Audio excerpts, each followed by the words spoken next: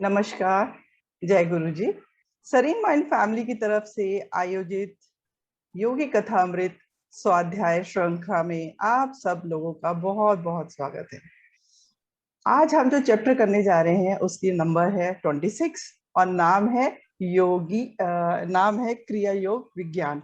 यानी कि आप यदि देखिए जैसा नाम है नेचुरली है, उससे उसी के अकॉर्डिंग उसमें सारा ज्ञान देंगे और इसका ज्ञान बहुत शुद्ध होने वाला है, बहुत प्योर होने वाला है।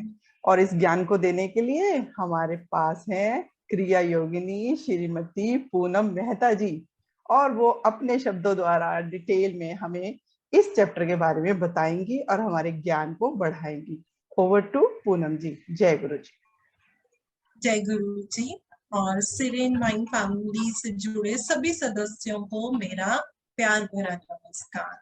और आज इस अध्याय को करने से पहले I want to express my gratitude to my first gurus, my parents, Mahavtar Baba ji, Nehri Mahashaya ji, Swami Shri Yukteswar ji, and my dost and guru Paramhans Yoganand ji. Jai Guru ji.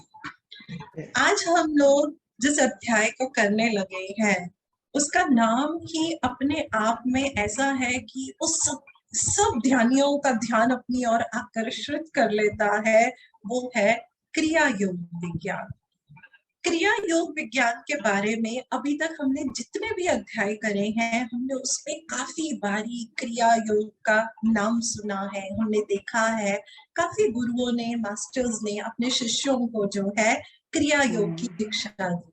अभी हम आने वाले chapters में भी ये देखेंगे कि गुरु जी ने कहाँ कहाँ किन किन को क्रिया योग की दीक्षा दी। क्रिया योग के बारे में जितनी खूबसूरती से और जितने वैज्ञानिक आधार के ऊपर हमें हमारे गुरु जी ने बताया है, इतना ज्यादा साइंटिफिक वे में मुझे कहीं और ये समझने को नहीं मिला है। क्रिया योग से जुड़े हुए मेरे खुद के भी जो अपने एक्सपीरियंसेस हैं वो भी सभी के सभी एक्सपीरियंसेस जो हैं वो बहुत ही वैज्ञानिक आधार पे है। लेकिन क्योंकि हम योगी कथा अमृत का स्वाध्याय कर रहे हैं तो मैं इस अध्याय को जब अभी आप लोगों के साथ शेयर करूंगी तो इसके अंदर जो ज्ञान गुरुजी ने दिया है मैं उसी ज्ञान को थोड़ा सा सिंप्लीफाइड करके, ताकि हमें एक कॉमन लेमैन लैंग्वेज के अंदर भी ये समझ में आए कि क्रिया योग विज्ञान होता क्या है। जब हम इस शब्द का ही उच्चारण करते हैं क्रिया योग, तो सबसे पहले ये संस्कृत के रूट शब्द जिसे हम कहेंगे क्री से बना है। और क्री का अर्थ क्या होता है? To do, to act and react.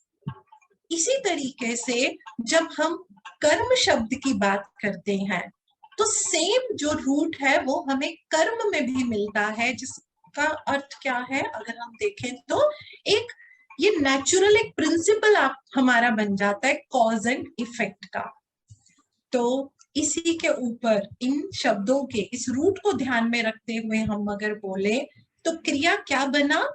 एक विशिष्ट कर्म या विधि द्वारा अनंत परम तत्व के साथ मिलन या योग, उसको हम क्रिया योग कहते हैं। अर्थात union with the infinite through a certain action और राइट। जब हम परम तत्व वो अनंत परमात्मा, उसके साथ जब हमारा मिलन हो जाता है और उस मिलन के लिए जो हम क्रिया करते हैं, योग करते हैं, उसको हम क्रिया योग कहेंगे। गुरुजी ने इसमें आगे ये बताया है कि काफी एंशिएंट योगिक इंजक्शंस की वजह से गुरुजी ने बोला कि मैं इस पुस्तक में क्रिया योग का पूर्ण विवरण नहीं दे सकता, क्योंकि ऐसा एक परंपरा चलती आ रही है कि अगर हमें क्रिया योगी या क्रिया योगिनी बनना है तो हमें अपने गुरु से इसकी दीक्षा लेनी होती है। तो क्रिया योग का जो एक्चुअल प्रोसेस है वो इस पुस्तक में नहीं बताया गया है, लेकिन क्रिया योग का साइंटिफिक ज्ञान क्या है, रीजन क्या है, इसको करने से हमारे शरीर में, हमारी आध्यात्मिकता में क्या असर पड़ता है, उसके बारे में गुरुजी ने काफी खुलकर हमें बताया है। गुरुजी बताते हैं, क्रिया योग एक सरल मन कायिक प्रणाली है। दैट इज, ये साइकोफिजियोलॉजी एक मेथड है जिसके द्वारा होता क्या है, हमारे मानव रक्त में जो कार्बन होता है वो दूर हो जाता है, यानी कि हमारा जो ब्लड होगा वो कार्बन रहित हो जाता है। और फिर क्या होगा, जब कार्बन निकल जाएगा तो उसमें क्या होता है, उसमें काफी मात्रा में ऑक्सीजन आ जाती है। तो ये जो हमारी बॉडी में एक्स्ट्रा ऑक्सीजन आ जाती है, हम फिर क्या करेंगे, हम उसको ट्रांसम्यूट कर देते हैं। किस में ट्रांसम्यूट करेंगे, हम करेंगे अपने लाइफ करंट में। और वो हम ट्रांसम्यूट जब करेंगे तो उससे क्या होगा, हमारा ब्रेन, हमारा मस्तिष्क और जो हमारा मेरुदंड होता है, हमारी स्पाइनल कॉर्ड होती है, वो हमारी रिजुविनेट होती है। और इसका मेन रीजन क्या रहता है, क्योंकि जो हमारा वीनस ब्लड होता है, जो हमारे शरीर में, अगर देखिए साइंस की हमें नॉलेज ना भी हो तो हम यहीं से समझ लेते हैं कि हमारे शरीर में वीनस अशुद्ध ब्लड भी होता है। तो वो जो अशुद्ध ब्लड होता है उसका संचय रुक जाता है, और उससे क्या होता है कि हमारे टिश्यूज में जो डिके होता है, जो नुकसान होता है, वो हमारा रुक जाता है या हमारा कम हो जाता है। तो फिर अब उसका असर क्या पड़ेगा, हमारे जितने सेल्स होते हैं उनको हम किस में कन्वर्ट कर देते हैं, हम उनको एनर्जी में कन्वर्ट कर देते हैं। तो जब हम क्रिया योग करते हैं तो ये विधि हमारे अंदर इतनी सहज बन जाती है, और साइंटिफिक वे में हमारी बॉडी के अंदर जो एक्सेस ऑक्सीजन आती है वो ऑटोमेटिकली उस प्रोसेस से ट्रांसम्यूट होनी शुरू हो जाती है। अब ये जो विज्ञान है ये बहुत ही प्राचीन विज्ञान है। आगे आने वाले लेसन्स में आप जब ये पढ़ेंगे तो आपको ये सुनने को मिलेगा कि कैसे लहड़ी महाशय जी को ये जो महान ज्ञान है महाअवतार बाबा जी से जो है वो मिला था।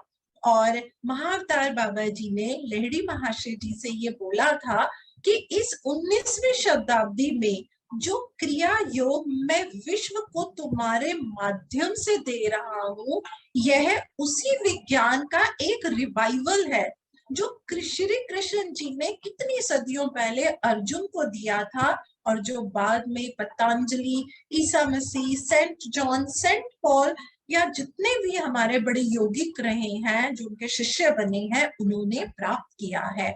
तो आप यही से देखिए कि महाअवतार बाबा जी ने जब इसका ज्ञान जो है लहड़ी महाशय जी को दिया, तो सिर्फ लहड़ी महाशय जी के बेनिफिट के लिए नहीं दिया, उन्होंने बोला आपके माध्यम से मैं इसको पूरे विश्व को दे रहा हूँ।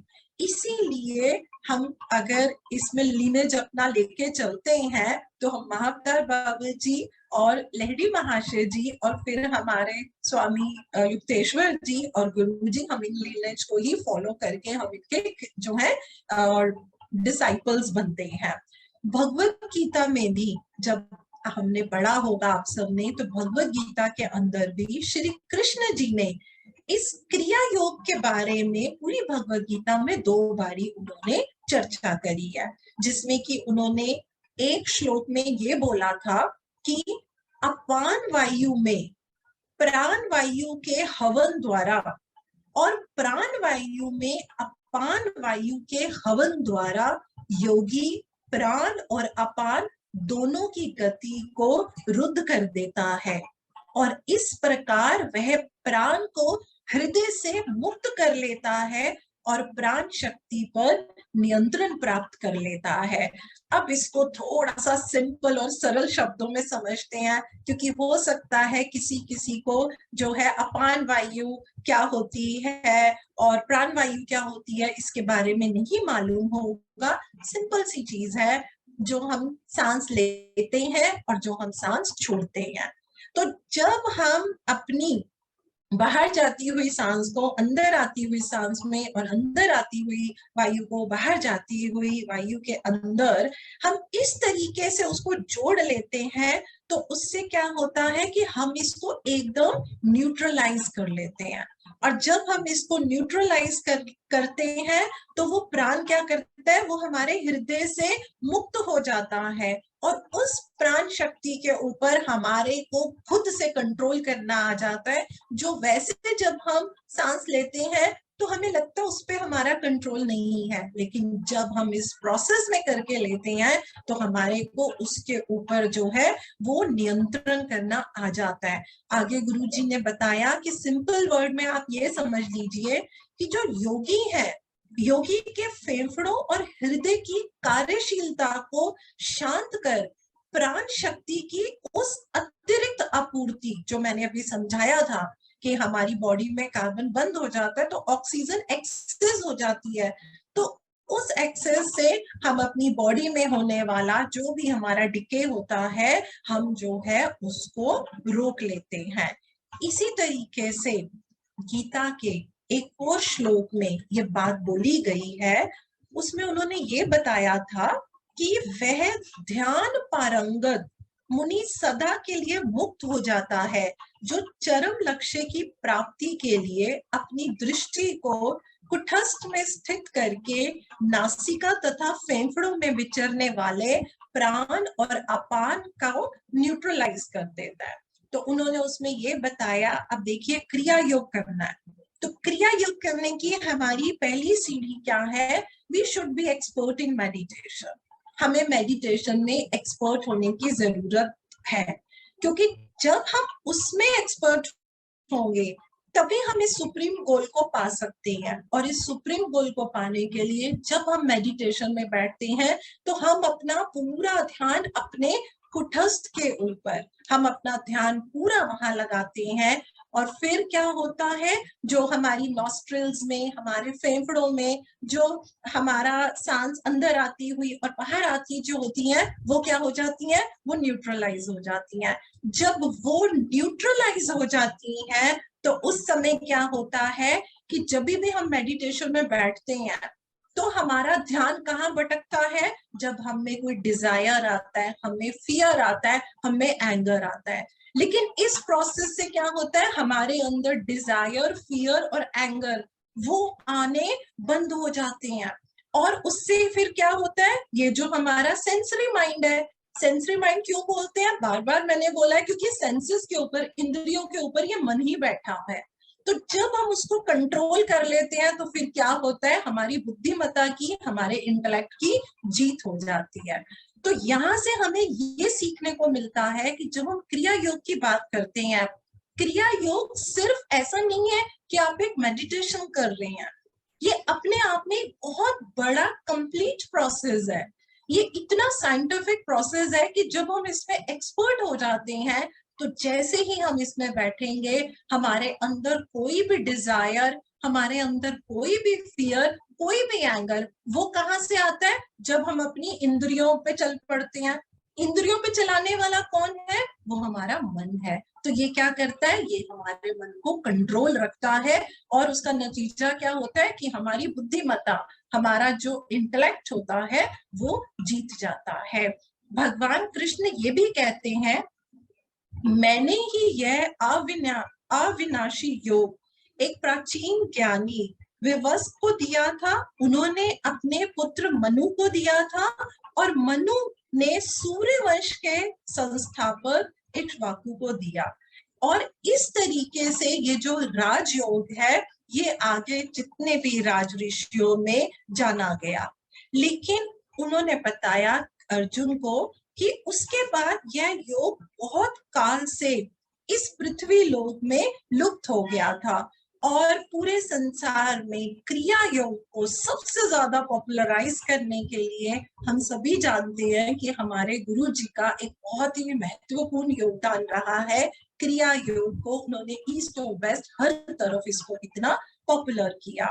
अब जब हम सबको मालूम है, हमारे बहुत ही प्राचीन ऋषि हैं पतंजलि जी, उन्होंने भी क्रिया योग का जो है 2 बारी उल्लेख किया है। देखिए इतने बड़े बड़े ऋषियों का किसी भी बारे में 1 बार या 2 बार उल्लेख करना भी अपने आप में बहुत बड़ी बात होती है। तो उन्होंने 2 बारी उल्लेख किया। उन्होंने देखिए क्या बोला, आप इसको जरा ध्यान से सुनिए। वो कहते हैं शारीरिक तप, मनोनिग्रह तथा ओम का ध्यान मिलाकर क्रिया योग बनता है। It means body discipline. ऐसा नहीं है सिर्फ आंखें बंद करेंगे और मेडिटेशन करेंगे क्रिया योगिक बन जाएंगे, नहीं, हमें बॉडी का डिसिप्लिन करना है। उसके बाद हमें मेंटल कंट्रोल करना है। मेंटल कंट्रोल अगेन वही, ये जो मन है, जो इंद्रियों पे बैठा हुआ है, जो हमारे अंदर इतने तरीके के विकार ले आता है, हमें मेंटल कंट्रोल करना है। और फिर हमें क्या करना है, we need to do our meditation on ओम।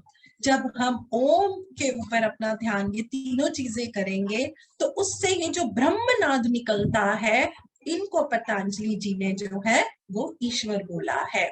इसी तरीके से सेकंड टाइम जब पतंजलि जी ने क्रिया योग के बारे में बताया तो उन्होंने क्या कहा, उन्होंने बोला क्रिया प्रविधि की या प्राणायाम की चर्चा करते हुए उन्होंने ये बोला, उस प्राणायाम द्वारा मुक्ति प्राप्त की जा सकती है जो श्वास और प्रश्वास के गति विच्छेद से निष्पन्न होता है। It means liberation can be attend. हम मुक्ति को अटेन कर सकते हैं, कैसे? By that pranayama which is accompanied by disjoining the course of inspiration and expiration। देखिए, अगर हम साधारण उसमें देखें तो हमारे लिए एक ऑब्जेक्ट है, एक सब्जेक्ट है, लेकिन जब हम आध्यात्मिकता में, जब हम मेडिटेशन में जाते हैं तो हमें पता चलता है there is no difference between object and subject, वो एक ही है। धीरे धीरे जब हम आगे क्रिया योग में जाते हैं तब हमें समझ में आता है the knower, the knowing and the known, वो भी सब एक है। तो उसी के बारे में इस चीज में एक हम समझने की कोशिश कर रहे हैं कि ये चीज कितनी साइंटिफिक है। उसके बाद गुरुजी ने कुछ समाधि की अवस्थाओं में जो है इसके बारे में बताया गया है। अगर आप लोगों को मालूम हो, पतंजलि के जो 8 सूत्र हैं, जो उसके अंदर समाधि आती है, लेकिन अगर जिन्होंने थोड़ा गहराई में जो जानकारी रखते हैं तो आपको मालूम होगा समाधि भी बहुत तरह की होती है। जैसे ओम समाधि है, महाप्राण समाधि है, एस्ट्रल समाधि होती है, अनंत समाधि होती है, जन समाधि है, भाव समाधि होती है, प्रेम समाधि होती है। इसी तरीके से आगे एडवांस स्टेज में सविकल्प समाधि होती है।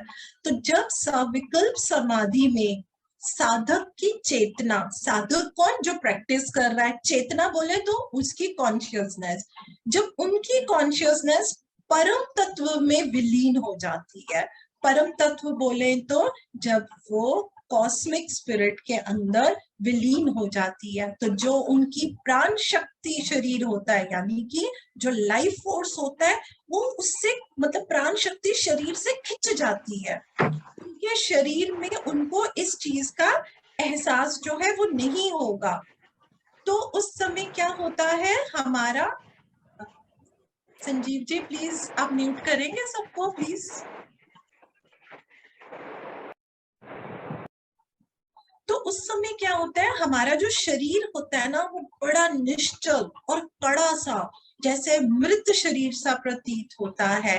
लेकिन जो योगी होता है उसको इस बात का पूर्ण एहसास रहता है कि उसके शरीर में ये जो जीवन क्रियाएं हैं वो सिर्फ उस अवस्था में रुकी हुई है, मतलब वो मृत नहीं है, सिर्फ उस अवस्था में वो जो जितना पूरा प्रोसेस होता है वो रुका हुआ है। लेकिन जैसे जैसे वो उन्नति कर उच्चतर आध्यात्मिक अवस्थाओं पे, जिसको कि हम निर्विकल्प समाधि बोलेंगे, जब वो वहां पहुंचते हैं तो वहां पे क्या होता है, ये जो उनकी बॉडी की फिक्सेशन के बिना ही वो परम तत्व के साथ जो है, परमात्मा के साथ वो कम्यून कर सकते हैं। देखिए, इसमें भी समाधि की अवस्था में स्टेप्स आते हैं। तो जब हम सविकल्प समाधि पे पहुंचते हैं तो उस समय शरीर काफी स्टिफ हो जाता है। लेकिन यौगिक को इस चीज की समझ होती है कि हाँ मैंने ये स्टिफ किया हुआ है और ये जो मेरी परिक्रियाएं रुकी हैं ये सिर्फ कुछ समय के लिए रुकी हैं। लेकिन जब वो उससे भी एडवांस स्टेज में जाते हैं और वो निर्विकल्प समाधि पे पहुंच जाते हैं, उस समय शरीर को इस तरीके से कड़ा करने की जरूरत नहीं होती है। और तब भी जो है परम पिता के साथ जो है उनकी कॉन्शियसनेस जो है वो मिल पाती है।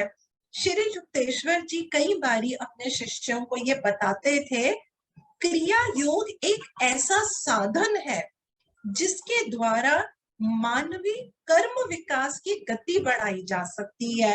That is through this we can speed up human evolution.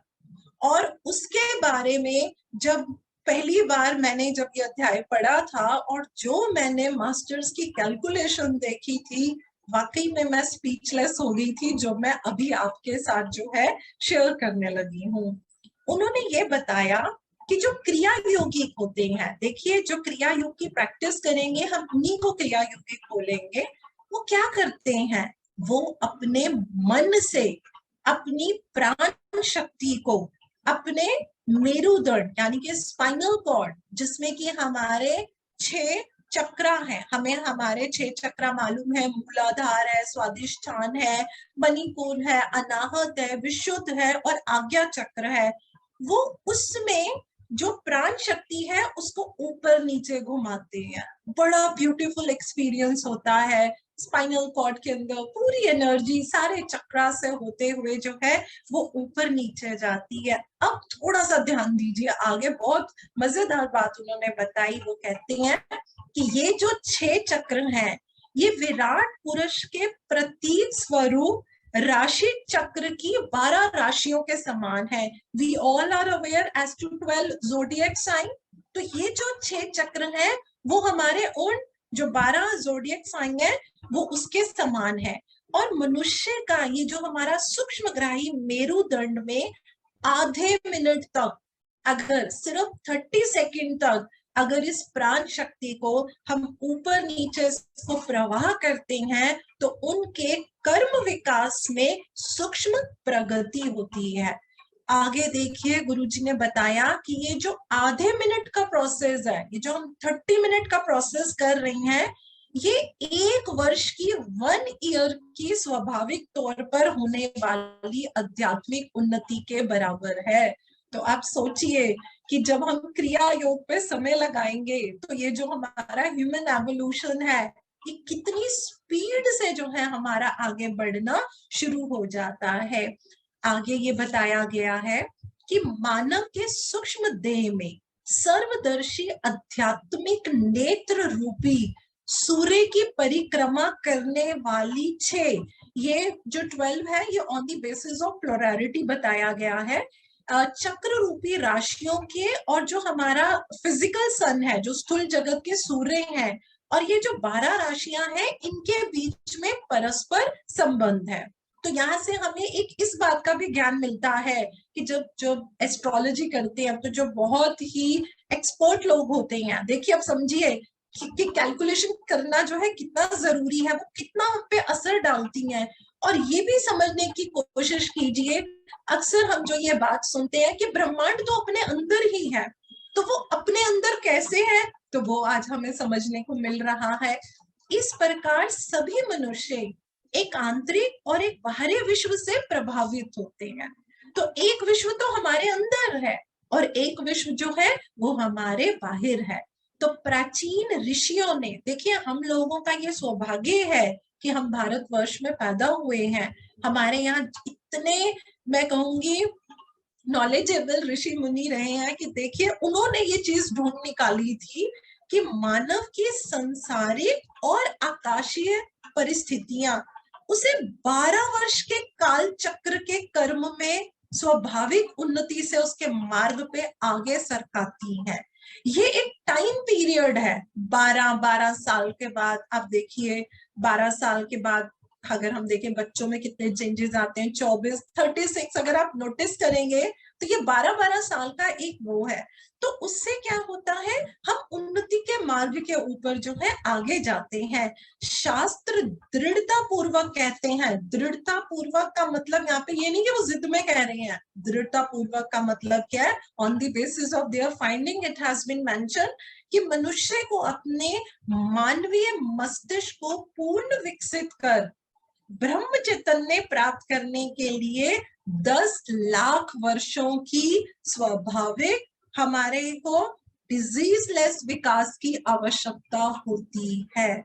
अरे इस लाइन को सुन के तो हमें लगेगा अरे ब्रह्म चैतन्य को प्राप्त करने के लिए हमको 10 लाख वर्षों की नॉर्मल डिजीज लेस विकास की आवश्यकता होती है। अरे ये तो बड़ा लंबा टाइम पीरियड हो गया।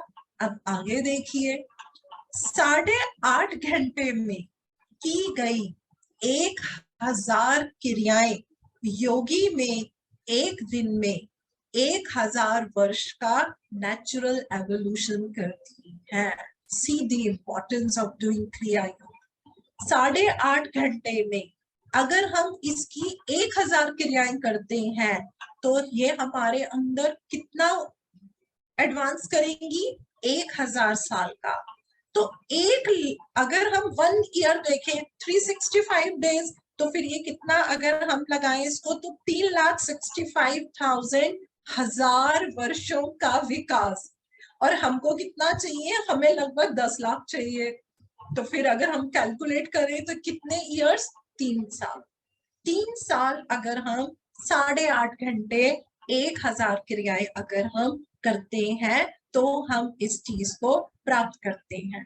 तो फिर अब इसमें तो मेरे ख्याल से कहने की आवश्यकता ही नहीं है कि क्रिया का जल्दी पहुंचा देने वाला ये जो छोटा सा मार्ग है, ये बहुत उन्नत योगियों द्वारा ही अपनाया जा सकता है। गुरु के मार्गदर्शन में ऐसे योगियों ने उग्र अभ्यास से उत्पन्न शक्ति को सहन करने के लिए अपने शरीर और मस्तिष्क को सावधानी पूर्वक तैयार किया होता है। जब हम क्रिया योग में आते हैं तो हम स्टेप बाय स्टेप आते हैं। बहुत मेडिटेशन करने के बाद बहुत तरीके की जो विजडम होती है उसको लेने के बाद यहाँ पे आया जाता है। क्यों?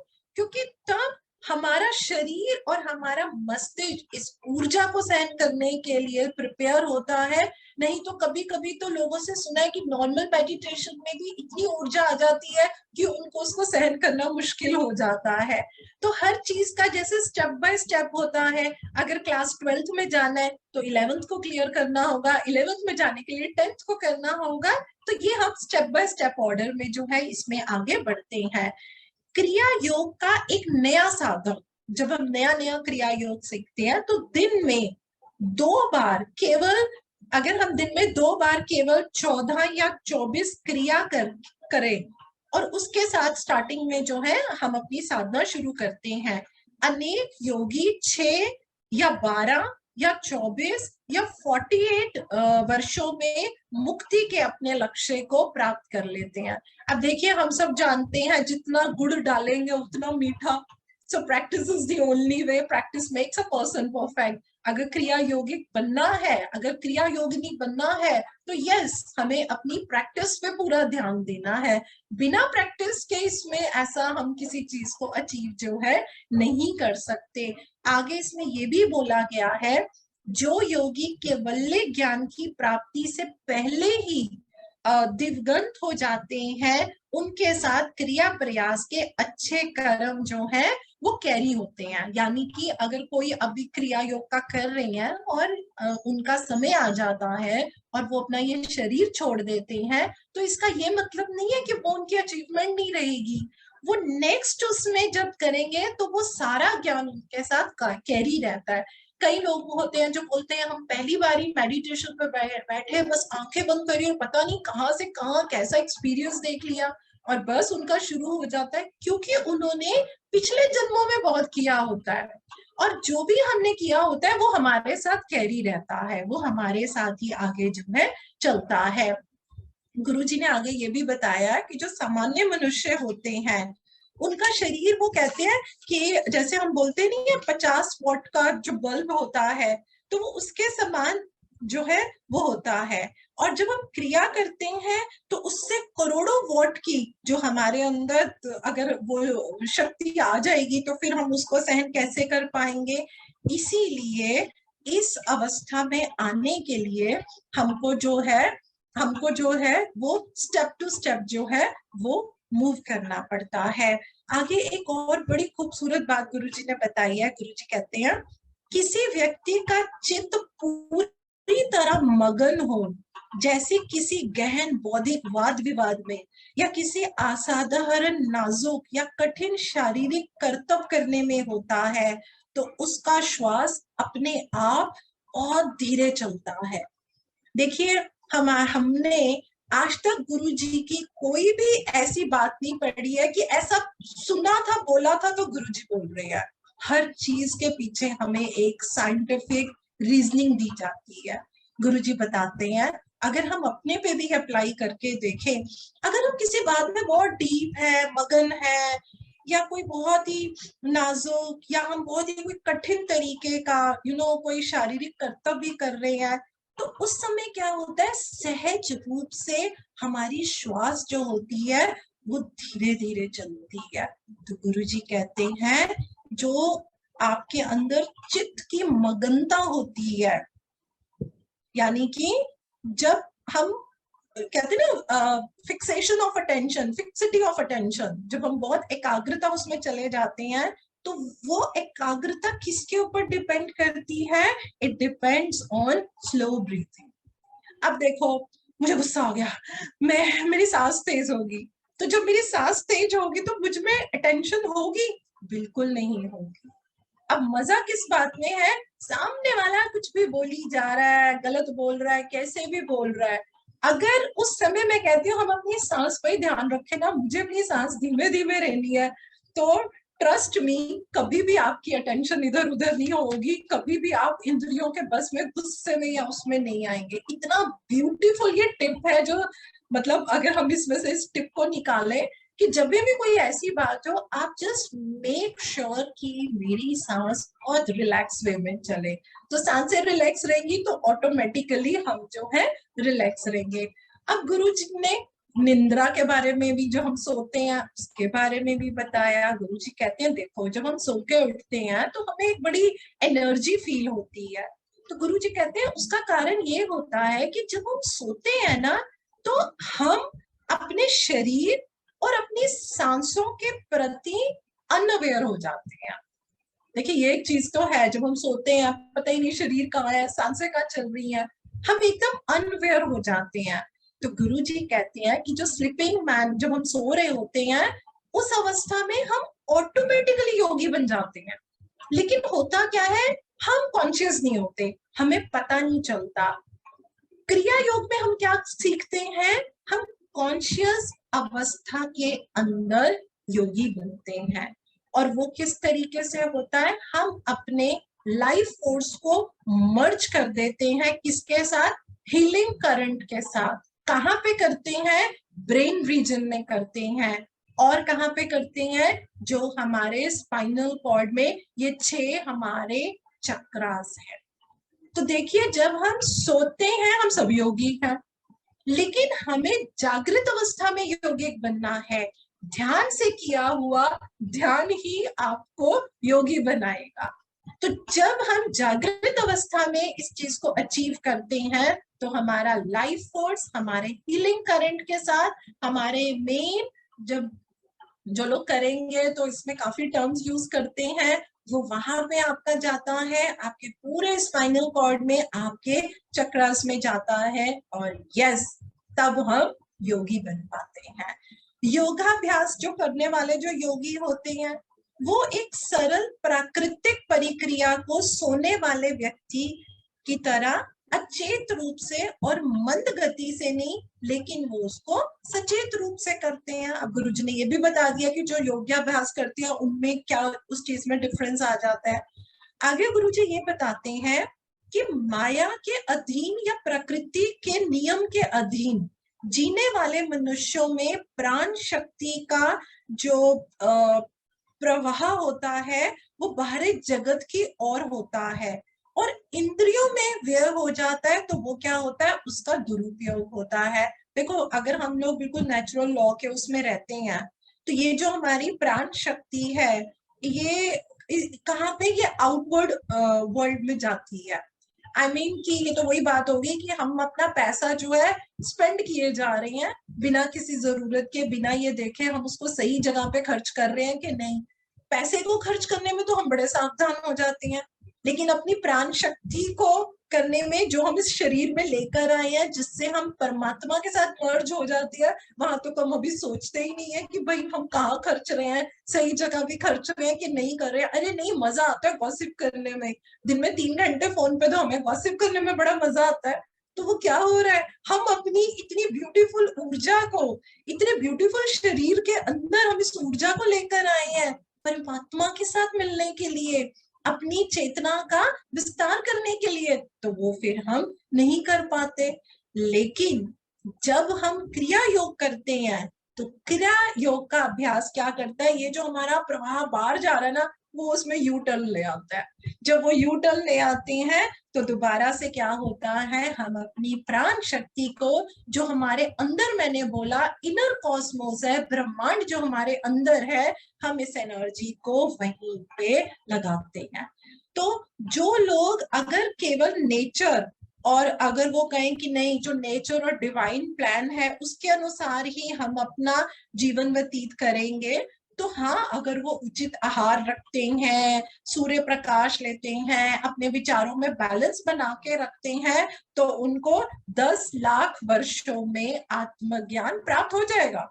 लेकिन 10 लाख वर्षों के अंदर जो है वो उनको होगा। तो अगर इससे हम कंपेयर देखें, तो क्रिया योग से जो है हम इस चीज को बहुत जल्दी से हम जो है उसको पा सकते हैं। इसीलिए गुरुजी, पता है इसको क्या बोलते थे, गुरुजी बोलते थे कि एयरप्लेन रूट है, ये एयरप्लेन रूट है, ये बैलगाड़ी, क्योंकि उस समय बैलगाड़ी और वो उस समय, तो वो बोलते थे कि ये जो है ये तो एयरप्लेन रूट है।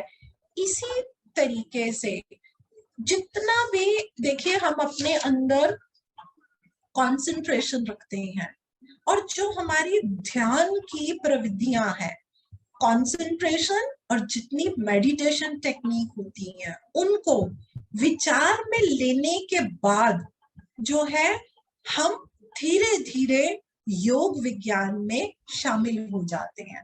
जो योग के साधक होते हैं, अब वो क्या करते हैं, वो अपने सेंसेस के गुलाम नहीं रहते, वो अपनी इच्छा से अब अपने सेंसेस को लेंगे। We all know we have 5 senses, sight है, साउंड है, स्मेल है, टेस्ट है और टच है, शब्द, स्पर्श, रस, रूप, गंध। ये जो 5 जो है, तो गुरुजी को हमेशा क्या बोलते हैं, ये हमारे इंद्रिय टेलीफोन है। तो इनमें जीवन प्रवाह को क्या होगा, हम चालू या बंद करने में समर्थ हो जाएंगे।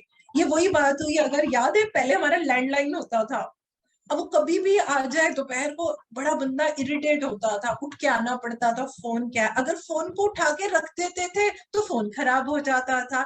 अब देखिए कितनी बढ़िया चीज है, हमारे पास मोबाइल है, हम उसको, उसका रिंगटोन ऑफ कर सकते हैं, जब चाहे ऑन कर सकते हैं। बस ये समझ लीजिए, हम क्रिया योग जब बन जाएंगे, तो हम जिस तरीके से चाहेंगे, हम अपनी इंद्रियों में जब चाहेंगे उसको इस्तेमाल करेंगे, और जब चाहेंगे हम उसको इस्तेमाल जो है नहीं करेंगे। तो इस प्रकार इंद्रियों से संबंध तोड़ने की शक्ति प्राप्त हो जाने के बाद, योगी के लिए अपनी इच्छा अनुसार दिव्य लोकों से या भूलोक से अपने मन को जोड़ना आसान हो जाता है। ये एक चीज मैं जरूर बोलूंगी, जैसे जैसे हम क्रिया योग करते रहते हैं, वैसे वैसे हम इस प्रोसेस में इतने एक्सपर्ट हो जाते हैं कि हम अपनी इंद्रियों के गुलाम नहीं रहते हैं। हम जब चाहे वहां से अपना जो है वो स्विच ऑफ कर देते हैं, और जब हम चाहें हम दिव्य लोकों से, भूलोकों से अपने मन को जो है वो जोड़ पाते हैं। आगे गुरुजी ने ये भी बताया कि ये जो उन्नत क्रिया है, ये योगी का जीवन अतीत के कर्मों से नहीं, लेकिन जो उसके आत्मा के निर्देशों से प्रभावित होता है।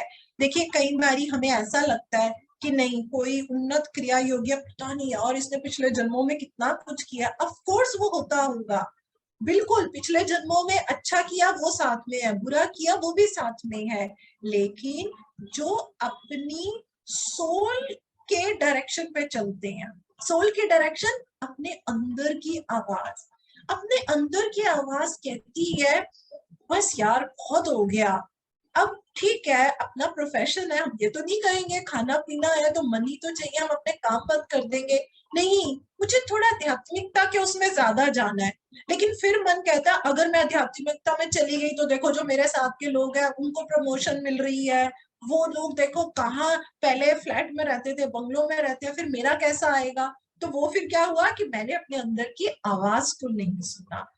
तो गुरुजी ये कहते हैं सिर्फ पिछले कर्मों का नहीं होता, जो हमारी आत्मा के निर्देश होते हैं, इसीलिए मैं कभी कभी एक चीज बहुत बोलती हूँ, सुनो सबकी करो मन की। मन की करने का मतलब क्या है, अपनी आत्मा की करो।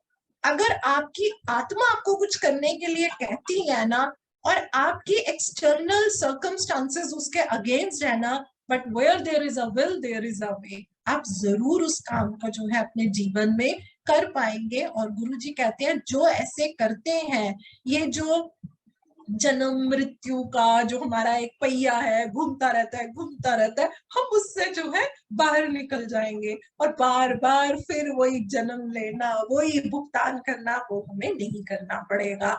और आत्मा में स्थित जीवन की ये जो श्रेष्ठ पद्धति है, ये योगी को मुक्त कर देती है। देखिए मुक्ति का अर्थ हमेशा ये मत लगाइएगा आत्मा परमात्मा कॉस्मिक कॉन्शियसनेस के साथ मर्ज हो जाना वो मुक्ति है, नहीं। जब हमारे अंदर से अहंकार गिर गया, उसका दी एंड हो गया, सबसे बड़ी मुक्ति वो है। जब हमारे अंदर से अहंकार निकल जाता है, जब हमारे मन से अहंकार निकलता है, हमारा हार्ट चक्र अपने आप एक्सपेंड होता है, उसके अंदर सिर्फ प्रेम और प्यार रहता है। जब वो चीज आती है हम में वननेस आती है, जब वननेस आती है तो हमारी चेतना हर चेतना के साथ है बहुत खूबसूरती से जुड़ पाती है। तो गुरुजी बताते हैं कि अगर हम सिर्फ इस प्रोसेस में रहेंगे तब भी हमारे को अंतिम मुक्ति पाने के लिए 10 लाख वर्ष लगेंगे, चाहे हम ये कर लेंगे तब भी हमें लगेंगे। तो यस, क्रिया योग इज दी बेस्ट वे। इसलिए जो लोग 10 लाख वर्षों की अवधि को विद्रोहपूर्ण दृष्टि से देखते हैं, तो उनके लिए शरीर और मन से अपने आप को अलग कर आत्मा के साथ जो है जुड़ जाने के लिए जो ये पद्धति होती है वो बहुत स्पीड अप हो जाती है। देखिए हम ये बोलते हैं कि नहीं मैं शरीर नहीं हूं मैं आत्मा हूं, बोलना, महसूस करना और 24/7 इस भाव में रहना, ये बहुत बड़ी बात है।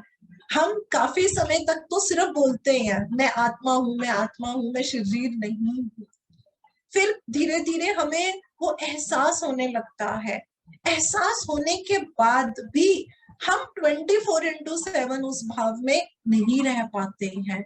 लेकिन यदि हम क्रिया योग करते हैं तो हम 24/7 जो है उस भाव में रहने लग जाते हैं, अपने आप ऑटोमेटिकली इतनी खूबसूरती से जो है वो हमें यहाँ पे जोड़ लेते हैं। गुरुजी ने अहंकार में ये भी बताया, गुरुजी कहते हैं ओछे अहंकार के साथ जो लोग जुड़ जाते हैं तो वो ये मान लेते हैं और कि भाई जो भी वो सोचेंगे वो अहंकार बेस्ड होगा, जो भी वो इच्छा करेंगे वो अहंकार बेस्ड होगा, जो भी वो अनुभव करेंगे उसमें अहंकार होगा। अहंकार कैसे आ सकता है? देखिए अमीर गरीब सभी खाना खा रहे हैं, मुझे लगता है वाह मैं तो देखो खाने में 5 तरह की सब्जियां पकवान मेरे बच्चों को इतना खाने को मिल रहा है, अरे वो क्या एक सूखी रोटी और एक उसके साथ, दिस इज अहंकार, ये अहंकार आ जाता है। तो जब हमें अहंकार आ जाता है तो हम क्या करते हैं, हम सिर्फ जो भी काम करेंगे, जो सोचेंगे, जो इच्छा करेंगे, जो अनुभव करेंगे, उसका बेस क्या है? वो हमारा अहंकार होगा। तो गुरुजी बोलते हैं कि कभी मनन कर, केवल थोड़ा सा भी काफी होगा। हमने कई बारी बोला है, श्रवण मनन मंथन, मनन करना चाहिए। देखिए, खाना अमीर या गरीब, वो भी दो रोटी ही खा रहा है, कोई गोल्ड की रोटी तो खा नहीं रहा है, वो भी सब्जी और रोटी ही खा रहा है। तो गुरुजी कहते हैं आप थोड़ा मनन कीजिए। फिर वो ये नहीं देखता, ना ही स्वीकार करता है कि अपने साधारण जीवन में वह अपने कर्मों और प्रकृति का परिवेश के हाथों एक कठपुतली से अधिक कुछ नहीं है। काफी लोग आते हैं, बोलते हैं हम बहुत अच्छी जॉब है, सब कुछ है, but still ma'am that satisfaction is not there. क्यों नहीं होती है? क्योंकि वो ये अनुभव करते हैं, वो बोलते हैं हमारा जीवन क्या है? सुबह उठो, फटाफट घर का काम करो, फिर हम अपने काम पे चले जाते हैं, फिर हम घर में आते हैं, खाना खाया, सो गए, बच्चों का ये करना है, वो करना है। तो वो क्या करते हैं? दे फील एज इफ हम पपेट बन गए हैं, हम हाथों की कठपुतली बन गए हैं। इसका अर्थ ये नहीं है कि हमें अपने कर्म कांड नहीं करने, हमें अपने कर्म कांड करने हैं, लेकिन उसके साथ हमें अपने अंदर चेंजेस लाने हैं। वो चेंजेस लाने का सबसे बड़ा गुरु मंत्र क्या है? हमें अहंकार को ड्रॉप करना है।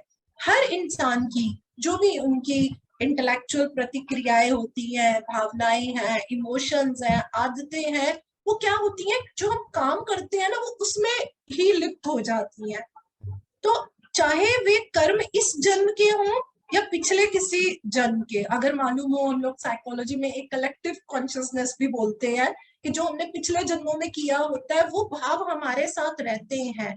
तो वो कहते हैं वो चाहे कोई भी हो, आप उनके प्रभाव को अपने ऊपर होने से हम रोक सकते हैं। वो कैसे रोकेंगे? जब हमारे में अवेयरनेस आएगी। जब हमारे में अवेयरनेस आएगी तो सबसे पहले ये जो बॉडी लेवल से, जो इंद्रियों से जुड़ी हुई चीजें, हम उनको ड्रॉप करेंगे। जब हम उनको ड्रॉप करेंगे, हम वो भाव हमारे लिए सहज भाव बन जाएगा। तो डेफिनेटली फिर तो हम अपने मेडिटेशन, अपने क्रिया योग, अपनी विजडम से हम बहुत आगे बढ़ सकते हैं। लास्ट में एक चीज जो मुझे गुरुजी की बहुत ब्यूटीफुल लगती है, वो बोलते हैं सच्चा योगी। बिकॉज एक जब से गुरुजी से मिले तो एक ही चीज थी, मुझे भी योगी बनना है। तो उनकी हर लाइन में जहां भी योगी के बारे में कुछ आता है तो वो मेरे लिए तो एक मार्क वाली लाइन बन जाती है। गुरुजी ने बोला सच्चा योगी अपने विचारों, संकल्पों और भावनाओं को शरीर की इच्छा, आकांक्षा, वासनाओं के साथ जुड़ने से दूर रखता है। जो सच्चा योगी होगा वो अपनी थॉट्स को, अपनी विल पावर को, अपनी फीलिंग्स को, वो बॉडी की रिक्वायरमेंट के हिसाब से नहीं चलेगा। मेरी बॉडी क्या कह रही है, बॉडी क्या कहेगी, जो मेरी इंद्रियां कहेंगी। मेरी इंद्रियों पे मेरा मन बैठा, मैं किसके कंट्रोल में चली गई? मन के कंट्रोल में। तो वो मन के कंट्रोल में नहीं रहना, हमें किसके कंट्रोल में रहना है? अपने इंटेलेक्ट के कंट्रोल में रहना है। तो जो अपने मन का मेरुदंड के तीर्थों में, स्पाइनल कॉर्ड में ही जो भी 6 चक्रास बताए हैं, जो 12 राशियों के इक्वल है, जो पूरा ब्रह्मांड तो अपने अंदर ही है, उनके साथ हमारे को, उनको जो है कंपेयर करके, कंपेयर नहीं बोलना चाहिए, सॉरी, उनके साथ जो है उन्हें रेजोनेट करके जो है हमारे को ईश्वर की योजना के अनुसार अपना जीवन व्यतीत करना चाहिए।